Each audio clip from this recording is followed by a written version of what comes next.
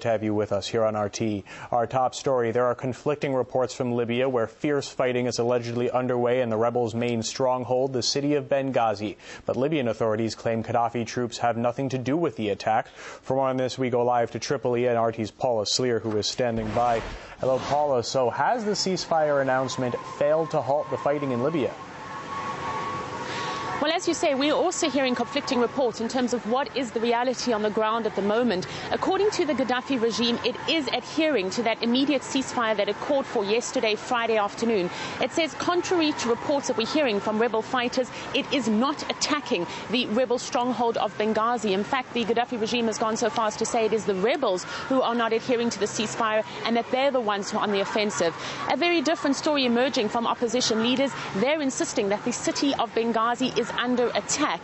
They say that Gaddafi soldiers have taken up position around the southern parts of the town, that they're firing from tanks there. They're also reporting that there have been airstrikes since last night and that many of the targets are civilians. We're hearing from rebel leaders that many people have been injured, many more have been killed. An urgent call again going out now to the international community to act immediately. Now, earlier this morning, there was an opposition fighter jet that was shot down over Benghazi. We still don't have reports in terms of who shot it down. But all these reports, conflicting as they are concerning because they come just hours after the Libyan foreign minister said that the Gaddafi regime was implementing a ceasefire. That followed a decision by the United Nations for a no-fly zone to be implemented as soon as possible.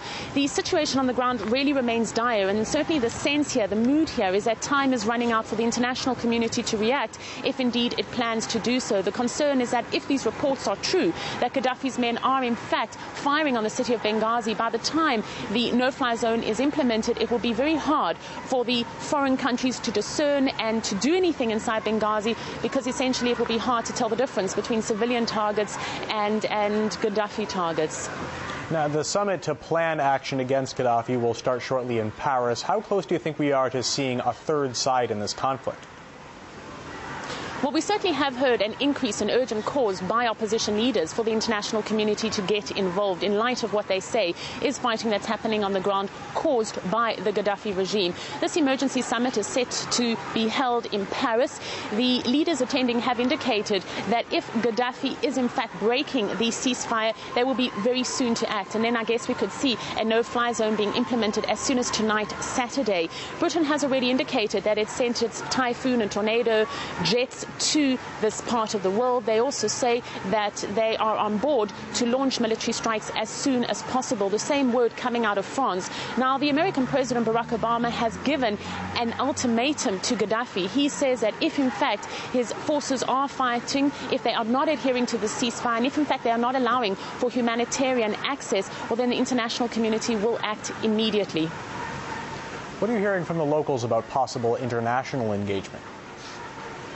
There is a growing concern, certainly on the ground here, that the level fields are being created for much more foreign involvement. It is true that the rebels want to see a no-fly zone implemented as soon as possible, but no one in this country wants this to be an excuse for foreign intervention. There is growing concern that under the banner of humanitarian assistance, we could see a full-scale foreign intervention happening here.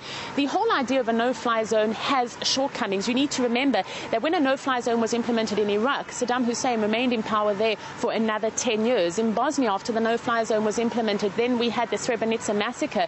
These kind of examples can be used to illustrate the limitations of a no-fly zone, and that is why people here in Libya are very fearful that the international community might decide that a no-fly zone is not enough and simply use it as the beginning for a full-scale military intervention in this country, which nobody here wants. All right, RT's Paula Sleer keeping us updated on developments in Tripoli. Thank you.